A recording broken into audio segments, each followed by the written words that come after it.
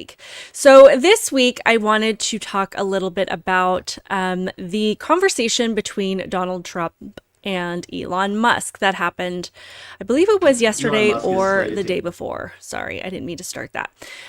So Twitter was definitely going crazy for this conversation.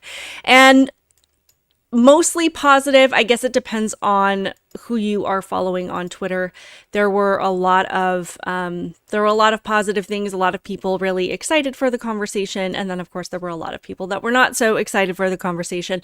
And of course, we know that these are people primarily on the left who are really opposed to hearing views that they don't agree with and that don't align with their narrative, and that actually encourage people to take a step back and really think about what is going on. So we kind of got both sides of it, but I was really grateful that Elon sat down with President Trump and had this conversation. And I will be talking more about it with Joe Mobley in our live stream tomorrow evening. But there is one particular aspect of it that I did want to focus on, and that was on this discussion about the Department of Education. But I am going to take a step back just for a second because I think that it's really important to get kind of a feel for how this was being. Sorry, I'm going to do one quick thing here. It always is a little bit nerve-wracking for me to um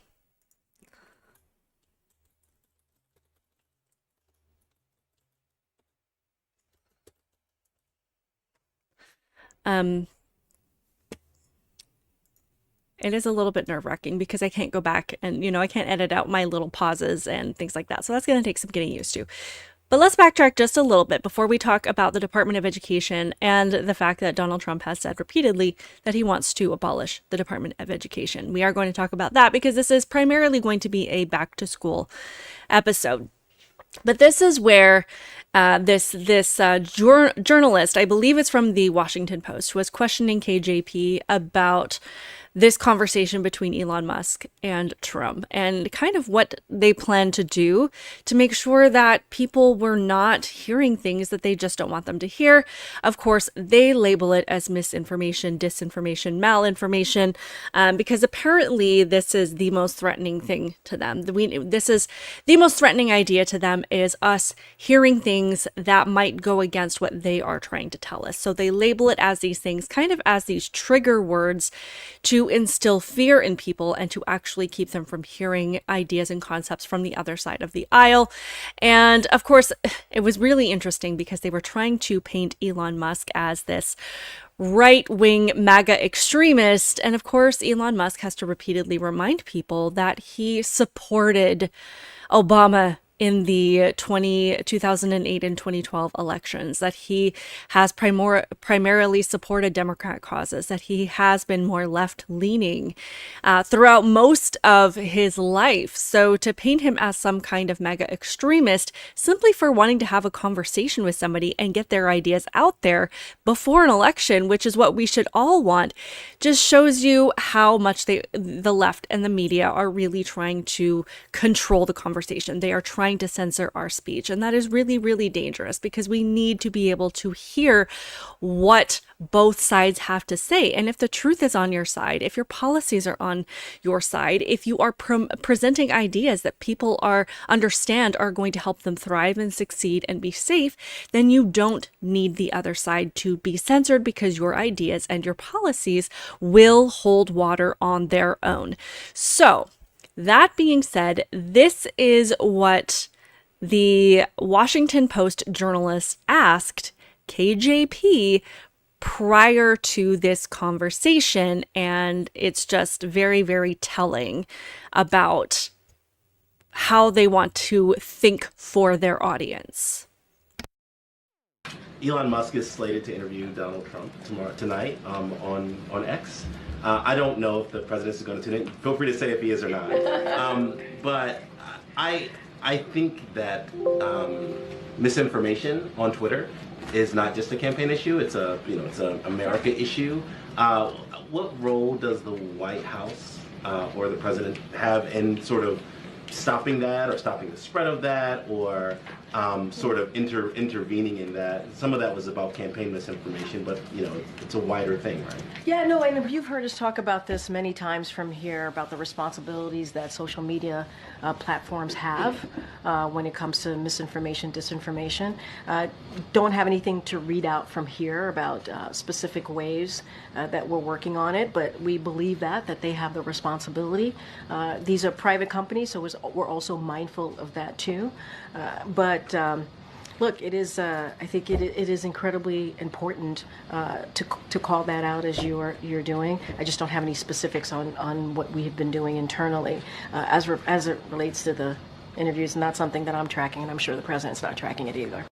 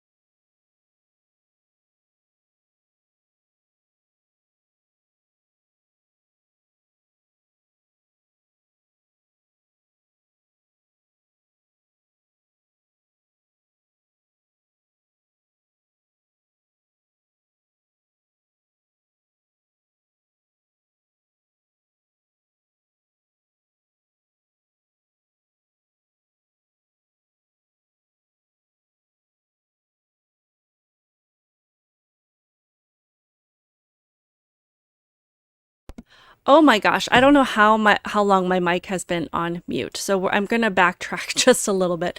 I have to mute it when I'm playing clips so that there isn't an echo. So I completely forgot to unmute it. Thank you so much, Jason. Oh, there's two Jasons, Jason Stone and Jason Garcia, for letting me know. So I'm going to backtrack just a little bit. So after that clip that we just listened to of this Washington Post reporter talking about how,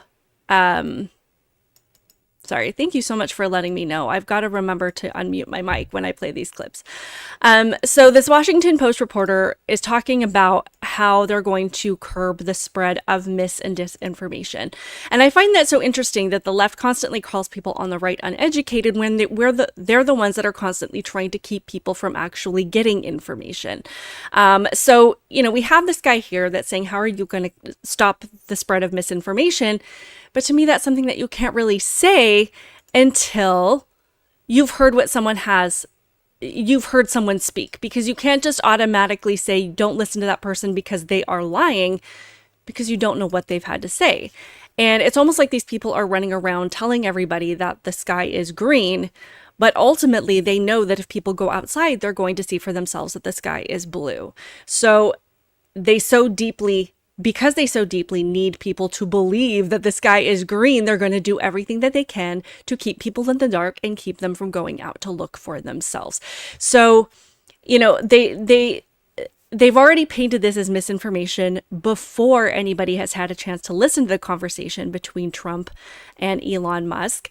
And in my opinion, at least over the last few years, I feel like it was particularly around COVID that these words, mis and disinformation, became kind of these trigger words where people were so afraid to hear misinformation that they associated it with dying, that if they heard the wrong thing, that they were going to die from COVID. So I think there's a lot of that fear still instilled in those words, and they know that if they use these words, they are going to steer their base away from hearing information that the left just doesn't want them to hear. So I am going to get back to this discussion about the Department of Education. So this is a point that has been brought up multiple times about abolishing the Department of Education. And the left is pretending that they are worried about this because they, are worried that kids are going to be less educated than they are now. But we also understand that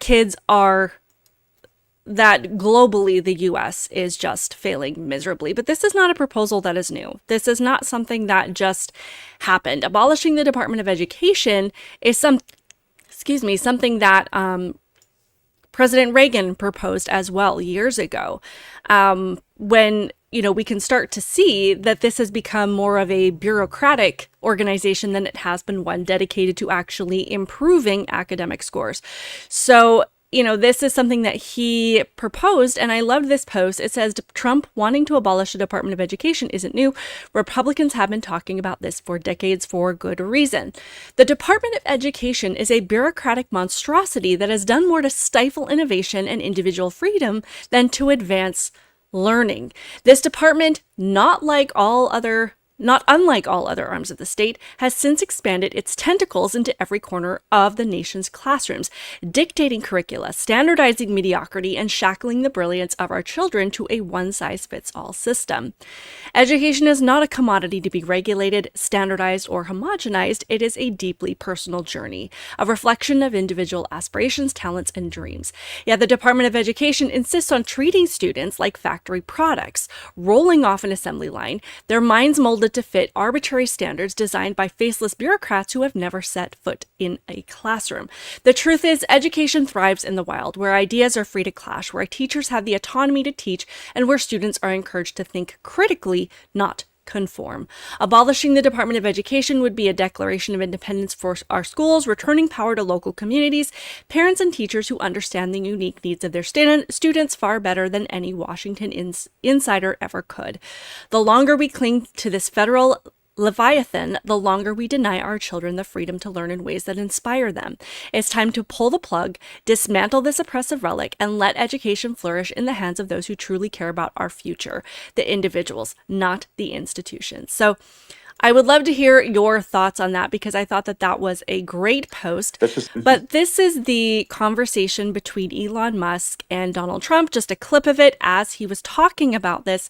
So let's hear just a little bit of what he had to say, because the only clip floating around on social media is this 10-second little clip of Trump saying, yes, I want to end the Department of Education. But they're not hearing the points that he is making, which are crucial to the conversation. We need to understand why someone would would want to do that so that we can determine if their reasoning is good and if there is something there to have a conversation about.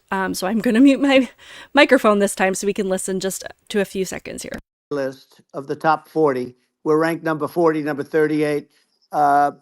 Norway, Switzerland, Sweden, different countries are ranked good. Actually, China's pretty close to the top. They're a top 6 or 7. But we're ranked at the bottom, almost at the bottom, 38, 39, 40.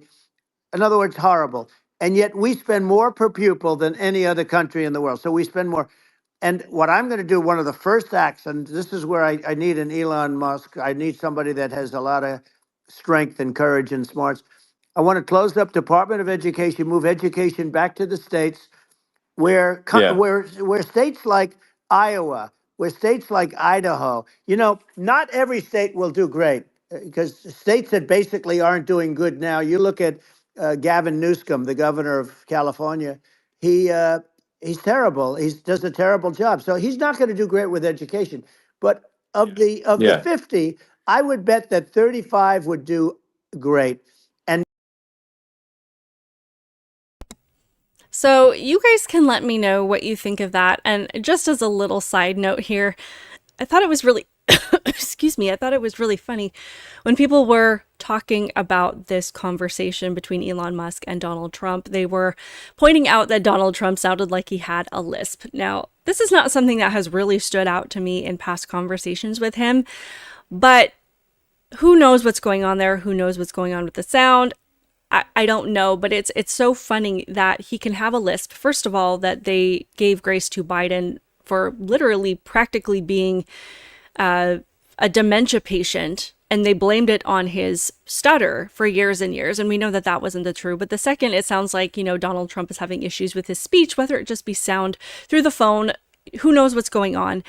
And suddenly everybody is all over it for this supposed lisp. So it's just wild to me. There's obviously a double standard there. There's no grace offered. So it's just something that I have seen people talking about his lisp, and I'm like, I don't know what the issue is, but not a big deal to me. But the particular point that sorry, I was just reading something here.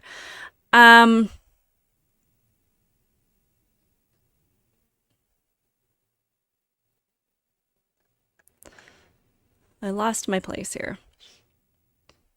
Again, a particular point being repeated by the left is that this is something coming from Project 2025. And whether it is or it isn't, I think the more important point and the more important question is, what is the argument in favor of continuing to fund the Department of Education? And I am reading I just want to let you guys know, I am reading your comments. I will go back through them as we go through the live. So I appreciate you engaging in the conversation.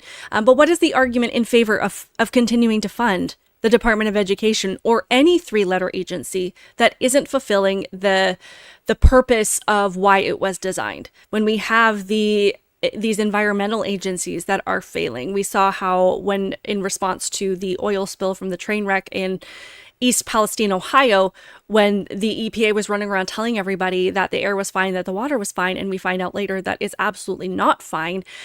When we have, any of these agencies, the Homeland Security, when our border is wide open. So we have these agencies that are not fulfilling the duty and not fulfilling the responsibilities and not fulfilling the purpose that they were designed for. Why would we continue to fund them? And I honestly think that taxpayers have just gotten far too comfortable with handing our money over and not holding the government accountable.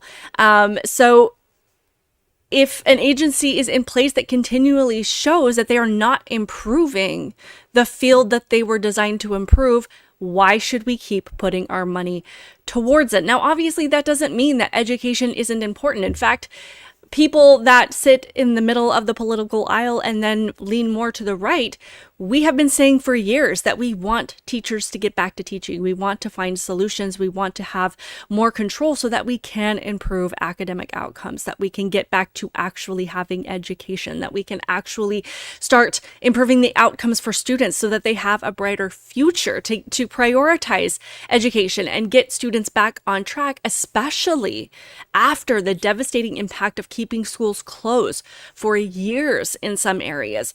Closures that to this day, students who were kept out of their classrooms, they have yet to recover from that learning loss. But it was Randy Weingarten and these massive teachers unions working in conjunction with the Department of Education and putting their demands above what the parents wanted. And they held children's education hostage for a long time in order to get their demands met, willing to keep students out of school so that they could get, their pet projects and their things funded. And, those were the people that have had far too much power in our education. And we saw that they were willing to devastate children's education for their own gain. So, there were a lot of people saying at the time that it was the CDC that was ordering schools to stay closed. But we saw through these emails and through the hearing with Randy Weingarten, when she was being questioned, years later about how this all happened, we saw that it was Randy Weingarten and her communication with Rochelle Walensky, kind of feeding her what she wanted the guidance to look like so that she could keep schools closed and then say that it was the CDC that was instructing them to do so. So there was a lot of corruption there. In the last couple of years, we've had at the Department this is the new Secretary of Education, Miguel Cardona. And he is the one, I don't feel like enough of us talk about Miguel Cardona, but this is the one that is at the head of the Department of Education now. And he has repeatedly made it known that woke causes are his thing, that they are his priority. This is him talking about, I believe it was celebrating Pride Month and trans identities. This was his take on that. Education, we know that all students do their best when they're seen and they're supported. To the many transgender students across the country listening on this Trans Day of Visibility, we in the Biden-Harris administration want you to know that we see you, we support you, and we celebrate you. We also know it's not an easy time to be you. Walking into a classroom should be an act of hope, not an act of bravery. That every day you choose to show up as your true self, you make this world a more brave, more honest, and more free place. In your gift. So this is clearly somebody, with the transgender agenda, gender ideology, that is his priority. And this is coming from the top down. This is what they want in every school across the country. So, we know that these beliefs are heavily influencing what is happening in so many schools across the country. And this is where parents across the country have shown up to school boards and made it known that they don't want this stuff, that they are tired of class time being taken over by teachers who want to tell students that they can pick their gender, taken over by class time where they're reading books about picking your gender and that gender is a social construct, and learning these crazy ideas, and then also emerging from school at the same time, not having a solid understanding of even, basic math, reading, and writing.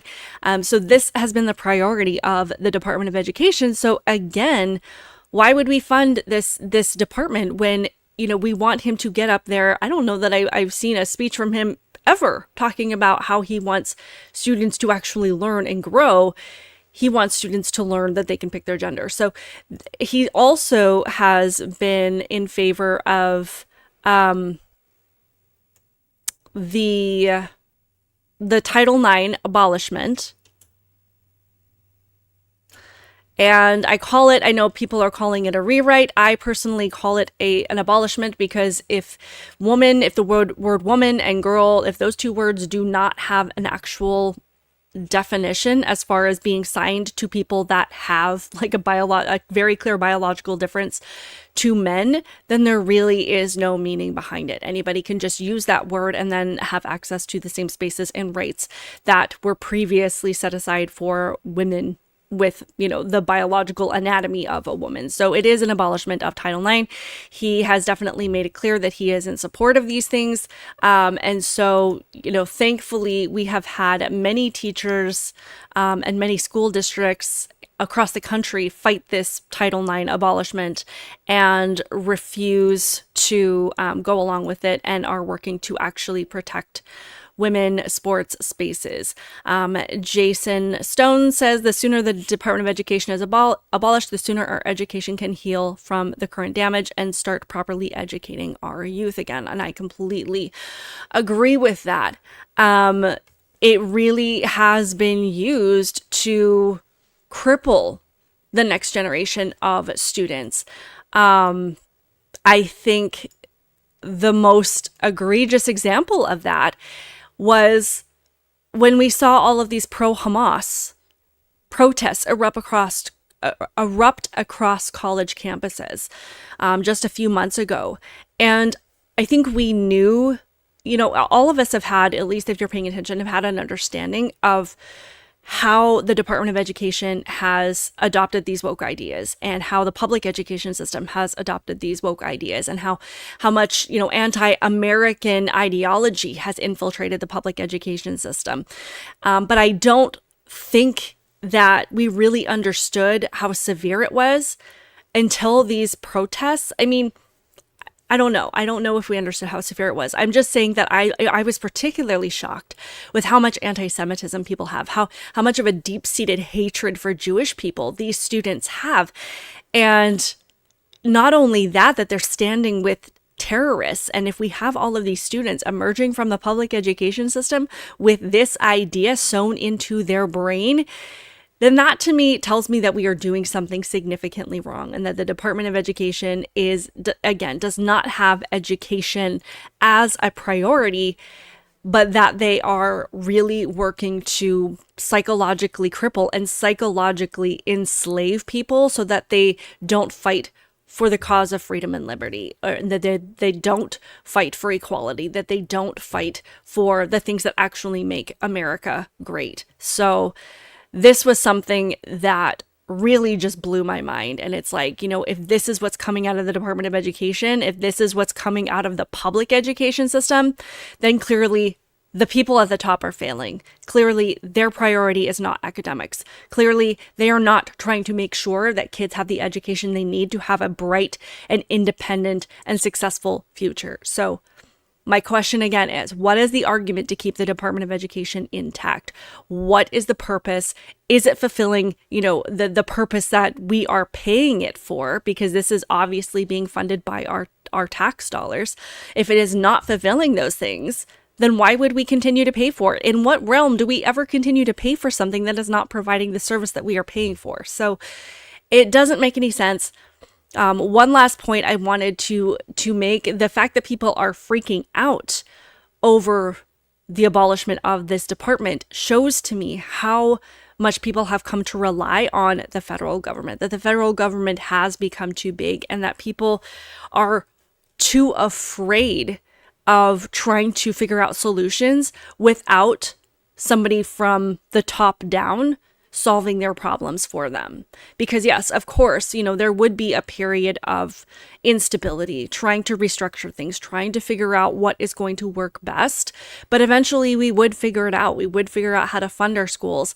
And I know that money is obviously a big concern, but at the same time, we spend more per pupil in this country on education than pretty much any other country in the world. Yet our academic outcomes are absolutely egregious and abysmal. So money clearly isn't the issue. I mean, you can get a great education with just a couple of books and a good teacher. So, money isn't the issue here. Yes, of course, we do need funding. But again, when we have so much, we're already putting so much into it and we're getting so little for our investment.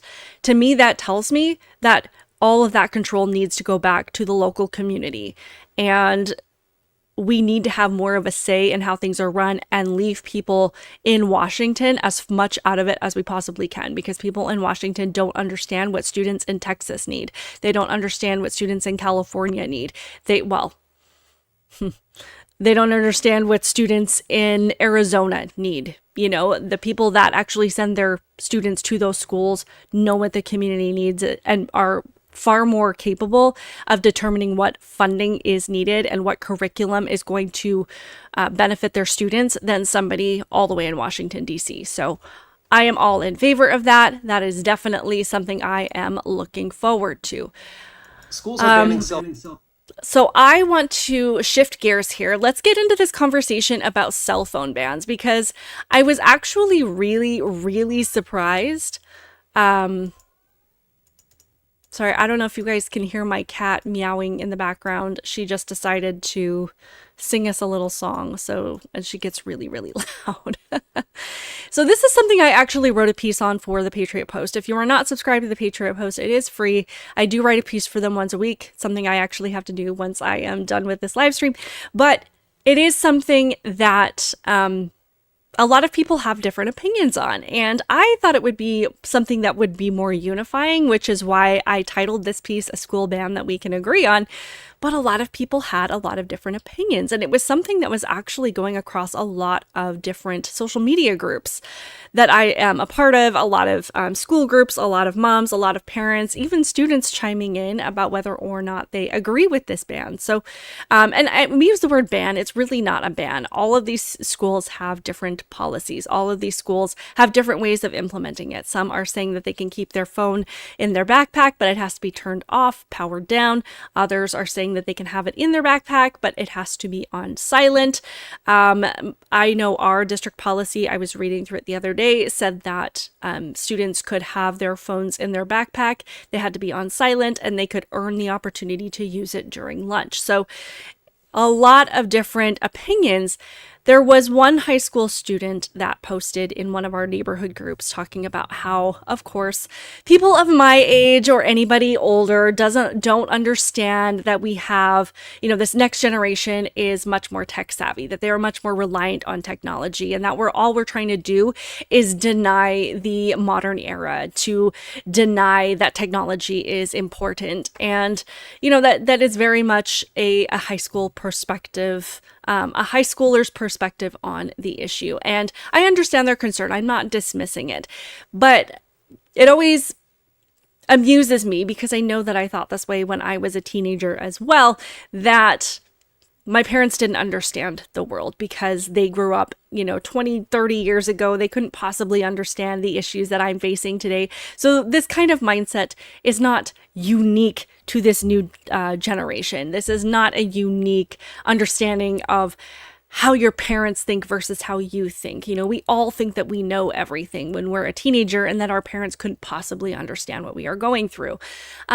But of course we do, because as you get older, you realize, your lens and your view of the world expands. The world is not so small, and you start to understand the various impacts of certain decisions and just how you grow up and how all of these things kind of come together to matter, to shape who you are and how you handle life in the future.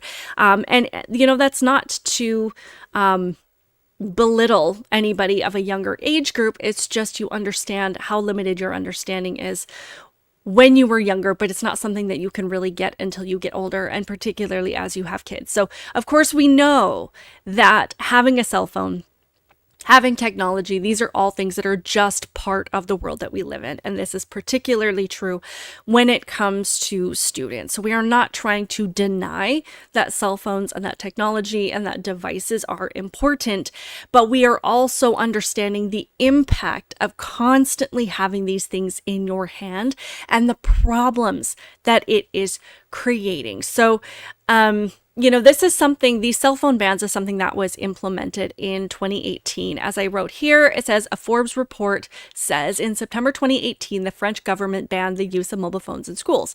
The law says that children cannot use their telephones inside school grounds, nor can they connect via any device to the internet, while making exceptions for children with special needs who might need to have that more immediate contact with a caregiver or somebody that is, assisting them with their learning.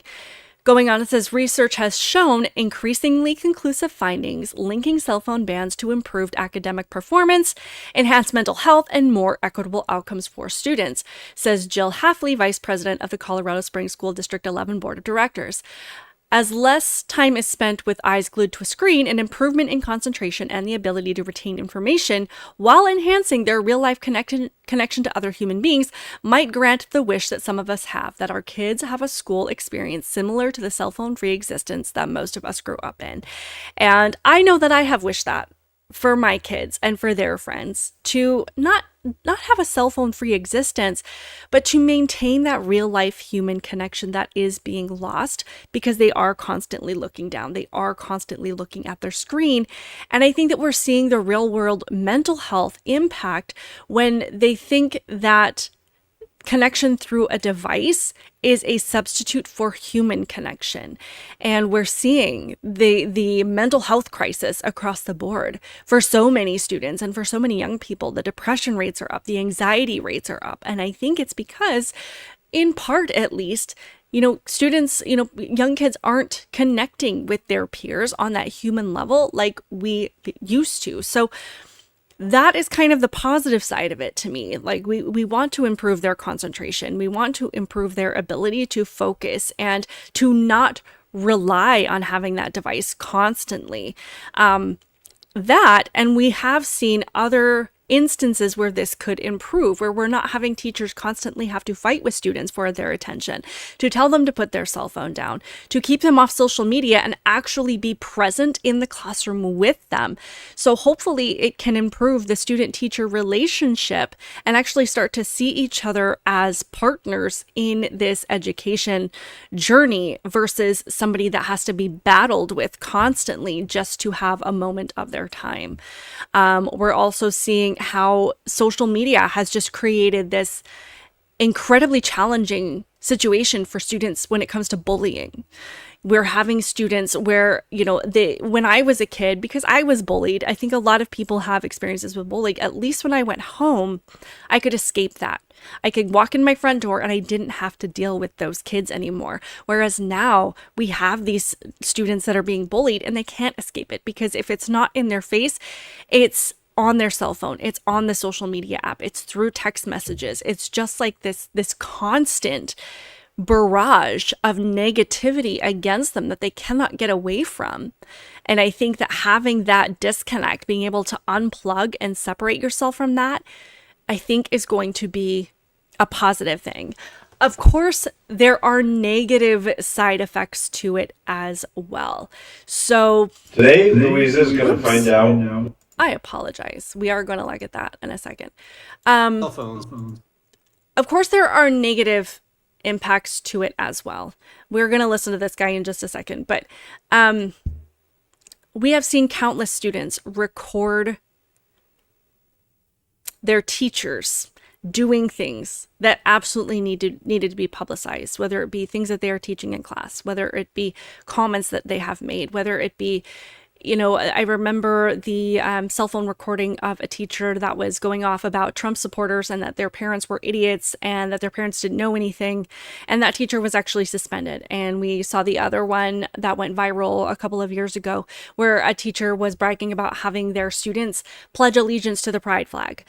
So we're seeing all of this. And I do think that it is important to be able to do that. I saw that California, Gavin Newsom, was in favor of this cell phone ban. So of course, to me, that is an indication that they want to keep more of the things that teachers are teaching private and not have these students be able to record them and show their parents or blast it on social media or expose teachers for the things that they are putting in classrooms and trying to keep secret, because we have seen this like massive increase in teachers trying to keep things secret from parents, trying to exclude parents from the conversation and from their homework assignments, and from the just depraved and degenerate ideas that they are trying to put in the classroom without parents knowing. So I get the other side of it, and I have that concern as well, which is why I do think that students should be able to access their phones and have them, close by in their pocket or in their backpack.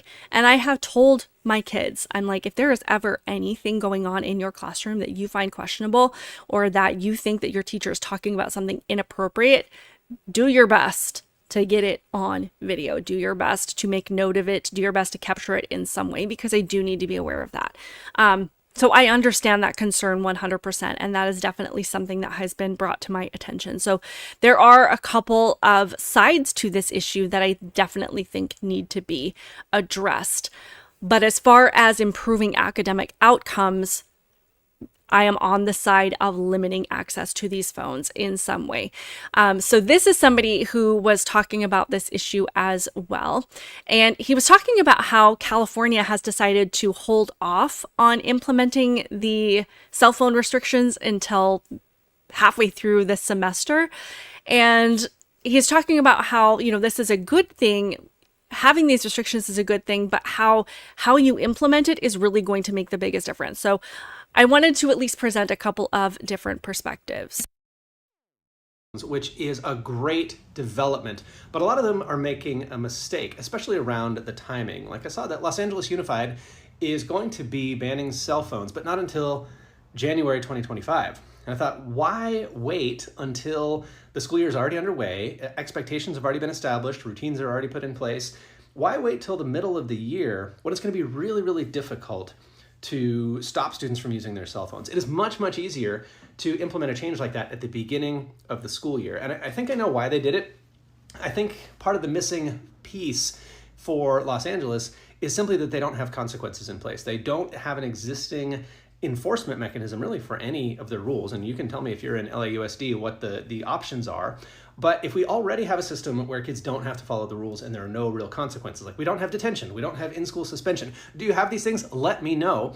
But kids have to know right out of the gate what the consequence is going to be if we're going to enforce a rule. And I have to give a lot of credit to our local schools. I mean, there are just lots of places that have never had a problem with this because the consequences have been clear and strict from day one, like in-school suspension or out-of-school suspension if you have your cell phone out.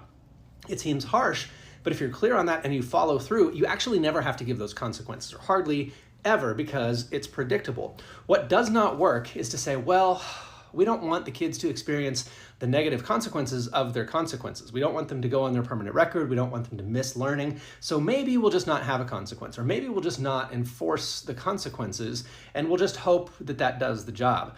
Kids are way too smart for that. Kids are rational in ways that we often don't give them credit for, and they will realize if we don't mean what we say. So I'm glad we're banning cell phones, and I've got a Twitter roundup of all the places, like France and British Columbia and Florida and Illinois and Virginia and Indiana. Like there are all these places, maybe not Illinois, there are all these places where cell phones are at least being talked about, being banned from the classroom, and I think that's a really good thing. But we have to think through what are the consequences going to be, because kids will not do it. They will not listen. They will not keep their cell phones put away if there is no consequence.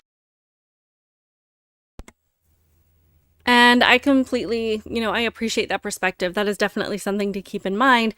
And I think it's so funny because not funny, but we have gotten so far away from consequences, which is why I think so many of, there have been so many situations in classrooms and in schools just getting completely out of hand, because you can't enforce a rule and expect kids to go along with it if there isn't a deterrent, if there isn't a reason for them to not do it. And I know that there are a lot of teachers that have openly complained about the fact that it's like, yeah, I can try to manage my classroom, I can try to enforce any number of rules, but I don't have the backing of administration, when I don't have a clear-cut consequence or repercussion in place, then these kids know that they don't actually have to listen, that they don't actually have to contribute to a positive learning environment, that they can essentially do whatever it is that they want to do, and nobody is going to hold them accountable. And this isn't going to go on their record, and this isn't going to have any kind of real world consequence for them. So I really appreciate him pointing that out, that those boundaries need to be very, very clear. And if they understand that this is the first step in the consequence, and it can lead down the road, if this continues to be a problem, to going on your permanent record and potentially affecting, future college admissions or whatever it is, that is something that they can hold on to and make the educated and informed choice for themselves. If I choose this action, then this is the consequence that I am accepting for that action. So I love that. And I spoke This is to one more thing that I wanted to point out, because this actually was something I saw this morning and it helped me take action this morning for my own kids. So let's listen to what this gal has to say. And I spoke to a researcher for this story who I quote very briefly, Larry Rosen, who explained the significance of phones to kids, that they're not just these little boxes that have no meaning. Their entire worlds are kept within this device. So when you take it away, that's going to be really challenging, but also you have to find ways to infuse connection back into the school day. And that's what a lot of these schools did. If kids can't have their phones at lunch, how do we get them to connect with each other? How do we get them to interact? They're not just going to necessarily do it on their own. So can we provide board games to them? Can they go outside and have recess? Can we give them basketballs? Can we give them soccer balls? Can we give them chalk?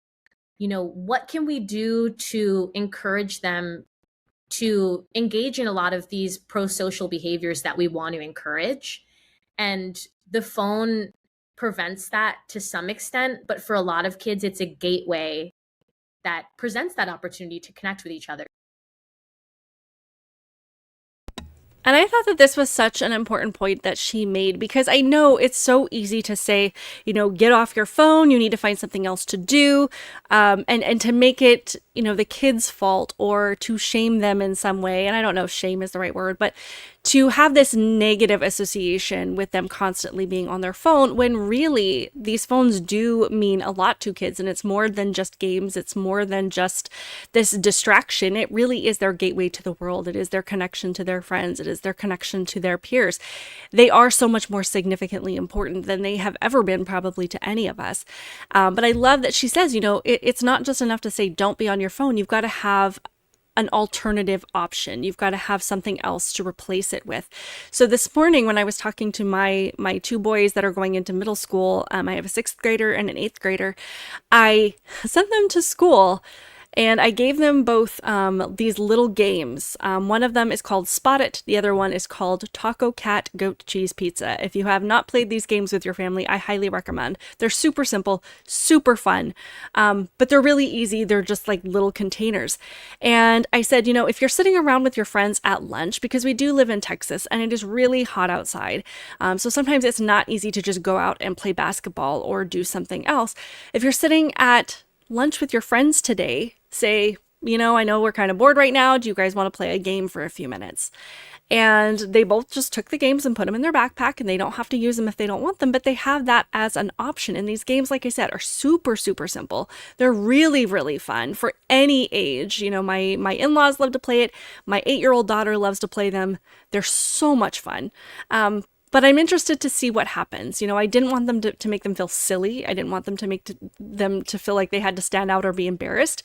But I'm like, you're going to have something in your hand to say, okay, well, we can't be on our phones right now. Do you guys want to play these little games? So I will provide an update to see if anything comes of that. But I agree. Again, we can't just say, don't be on your phone. The kids... It's not something that comes naturally like it did for the rest of us when we grew up in the 80s, 90s, and early 2000s, where it was just automatically understood. When we went to recess or to lunch, we would go eat with our friends, and then we'd go sit outside and talk, or we'd go play tetherball or whatever it is. That was just something that naturally, whereas now kids, their natural instinct is to go on their break and on their free time and get out their phone. So they actually have to be taught to do something else with their time. And that's not a negative thing. It's just something that we need to be mindful of. Jason, I like your comment. It says, making disciplining the kids by school administration a nightmare that they honestly see as more of a headache than punishing the students, so it's allowed to fester. I completely agree. Enforcing consequences has become a nightmare for administration. And I think in a lot of ways, teachers and administrators are like, it is just far more hassle than it's worth. It's not even worth trying to do this, because even if the teacher tries to do something, the administrator is blocking it. If the administrator wants to enforce something, then the principal steps in, or, and if all else fails, then they've got to receive backlash from the parents. So it's just all of these obstacles. And sometimes I think they just don't even want to deal with it, which just makes it a big mess for everybody else. And it doesn't do the student any favor. So I do appreciate that comment. Just to gear towards one last little conversation here, I found this thread on Reddit, and I don't know if you guys spend a lot of time on Reddit. I actually, one of my favorite things to do when I just want to listen to mindless content is I listen to people read Reddit stories. So I find it very fascinating. It's like the reading version of TikTok. But this is a teacher thread, since we're kind of in the theme of going back to school, where this teacher was talking about how they're kind of dreading the election, the 2024 election, because this really does have an impact on their classroom. So this teacher says, regardless of political affiliation, school demographic, and/or subject grade you teach, anyone else now dreading the return to school following the event that transpired this week and the impending doom guaranteed to take place over the next month, especially with high schoolers that adopt opinions using social media and memes. So this was actually about a month ago, and I think it was just after the assassination attempt against the president. So a lot of teachers were kind of weighing in on this, and I know that teachers, a lot of these teachers are teaching, younger kids when they're in 3rd and 4th grade that have political opinions, which absolutely blows my mind, because I was definitely not thinking about politics when I was 8 and 9 years old. This one made the point that says, I teach 4th grade, and it's not hard to tell most of my students' families' political leanings, since the kids often mimic their parents' political opinions in class, which, of course, when they're 8, 9 years old, they are going to probably start talking about the candidate that their parents are talking about. And I don't know about you guys, but I don't talk a ton about politics with my kids. They know that we support President Trump. They know that we are not a big fan of President Biden, but we don't just try to, say who we vote for. We try to tell them why and give them reasons as to why we think the way that we do, so that they don't just run around kind of repeating just these talking points and make America great again, but we want them to actually understand what it is that we believe. So, but I do understand that these teachers, I'm sure, getting these little 9-year-olds that are like, MAGA, or, Joe Biden, even though I don't know that there are that many students running around saying that they love Joe Biden, but there are some that have said that they, have a zero tolerance policy for discussion of religion and politics in their classroom, which I honestly think should be the standard. It's not to discourage children from talking about these things, but to kind of keep the conversation minimal and respectful, but steer it back towards education. This shouldn't be the overall conversation that is happening in these classrooms, because that's not what the public education system, especially from K through 12, that's not what it is meant for. There was one more. I can't find it now, but I thought it was just very interesting. This one says, I used to agree, I think it was with the zero tolerance thing. I used to agree, frankly, when Republicans have politicized the way people live, I stopped caring about hiding my political beliefs. Like, you can throw up a pride flag and be accused of sharing a political message/opinion. A student accused me of discrimination because they were white, and we talked about the Chinese Exclusion Act, and he told a Chinese girl to go back to her country, and I kicked him out. Just for context, I'm white, and I have no idea how kicking him out is relevant to the whiteness. Schools are already politicized, and teachers should be honest with their kids. I don't tell them to vote for anyone, nor to follow my viewpoints, and I keep an open dialogue between different viewpoints. Again, as kids get older, I'm just not sure how I feel about that. It just shouldn't be, in my opinion, it shouldn't be a political environment. And I think it's interesting that she says Republicans have politicized things when we're the ones that have said, stop talking about politics in classrooms, stop teaching kids to think the way that you do. And we don't want to discourage these conversations because we want them to know that we can have civil conversations about the things going on in the world and be respectful of each other's beliefs. But that has not been something that has been happening, at least not the stories that come to light most often, is that we have teachers that are heavily influencing what students think and believe, and, decorating their entire classroom with pride flags and BLM flags and all of these things. And it's like, you can't tell me that when you put that thing up there that you're not making a political statement and that you're not trying to influence the students in your classroom to think a certain way. So I think that is probably the biggest issue right there, is thinking that doing these things are benign and harmless and not having an impact, or that you're just innocent in your intent. The problem, a comment below says the problem lies in mixed messages. You'll have policies like no religion or politics allowed, but pride and BLM flags are visible in the classroom while American flags are seen as problematic.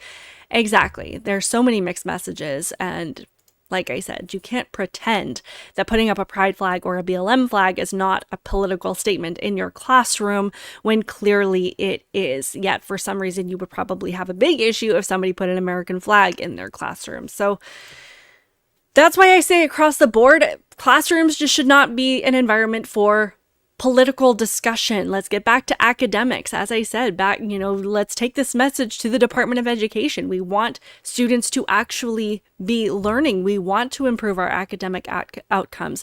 But when so much of the conversation is leaning far too much into politics and into these ideologies, then that is infringing on their learning time. It is infringing on the purpose that these kids are in their classrooms. So we're the ones that are telling you to keep these things out of the classroom and just focus on what you are supposed to be doing with your job.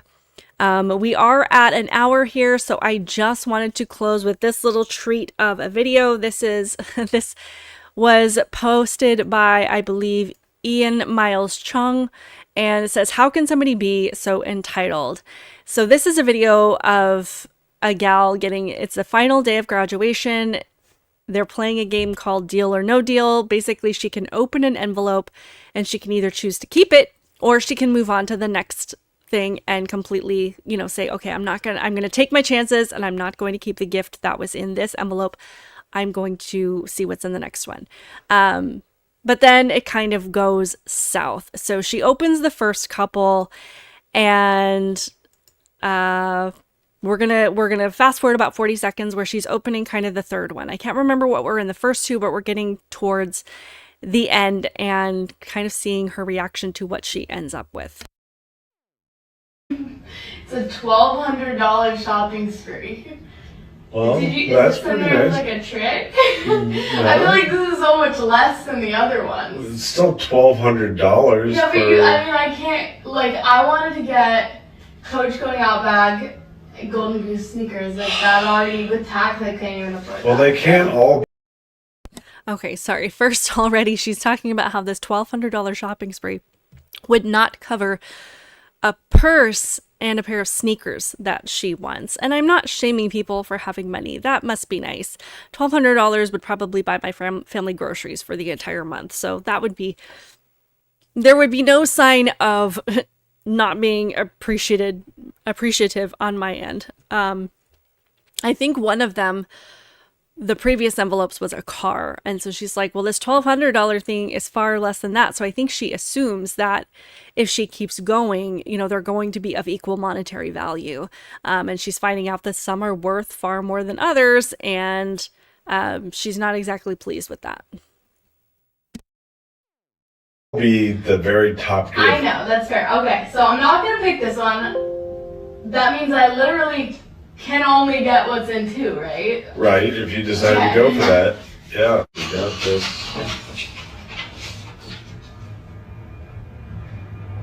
What is it? 2 weeks in Paris with mom and dad.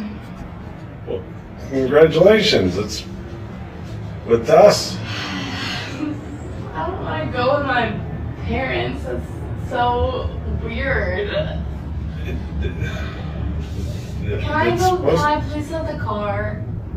I know it goes against the game. I'm sorry. I really want the car. That's not how it How works. am I gonna drive? You in took a public? gamble. I'm sorry. No. You just learned a lesson. I don't want this. Consider that a lesson I don't learned. want this, okay? Well, too bad. Your mother and I are going. I guess. Okay, have fun. What is it? Okay, so I just Today? I don't know about you guys, but if I did that to my parents and they were putting all of these amazing things on the table and I just like threw it in their faces, they probably would have had a heart attack. They probably would have lost their minds at me. Like, I understand, she wanted to get the car and then she ended up with this trip to Paris. Oh my gosh. You poor thing. I understand her disappointment, that the trip to Paris, I guess, is something that's only going to last a couple of weeks, whereas, the $1,200 shopping spree, she could have gotten something that she could have carried around her or used for college. And then, of course, the car, that, of course, is very nice to have for graduation. But now she's just mad. She's just mad. So I find this very, very interesting. I don't understand this mindset at all. I hope that she learns to be grateful for what she has, because I do think something that I've been thinking a lot about lately is how I just feel like these next generations have lost the ability to be grateful, to be appreciative of the things that people do for them, including their own parents. They think that if they don't get exactly what they want, then they have the right to be angry, that they have the right to blame other people, that they have the right to, just kind of take it out on other people. And there's no gratitude. And I think, there's something to be said for gratitude. You learn how to stay positive, even when you don't have what you want, when things are difficult. If you can look around and be grateful for what you have and find the positive and find your blessings in life, that's such an important skill to be able to carry with you. So I hope that she finds that at some point, because I don't think she has it right now. Last comment, Jason says, my initial reaction would be, okay, you don't get any of it. Stay home. Learn to appreciate any of the gifts that are given. Amen to that. I have a feeling that that's probably what my parents would have done. They've been like, all right, taking the papers and probably like thrown them in the fireplace. Like, we're done. So to me, that would be a normal reaction. And if this is her mindset in getting, being offered all of these things and not being grateful for any of it, she probably hasn't been told that a whole lot in her life. So I'm not shaming these parents. The dad's like, well, that's how the game works. So too bad. So I'm not shaming him. It's just really sad. Anyway, I appreciate you guys being here for this live stream. I am still trying to figure things out. I am trying to figure out how to broadcast on multiple platforms like Rumble and Twitter at the same time. Still working out a few of the kinks, but I am so grateful that it actually worked this week, unlike last week, because last week was a little bit of a mess. I appreciate you being here. Please remember to join me every Wednesday morning at 10 a.m. We will talk about whatever is happening in the world at that time, because there are always so many things going on at different times. I appreciate you guys. I hope that you have a wonderful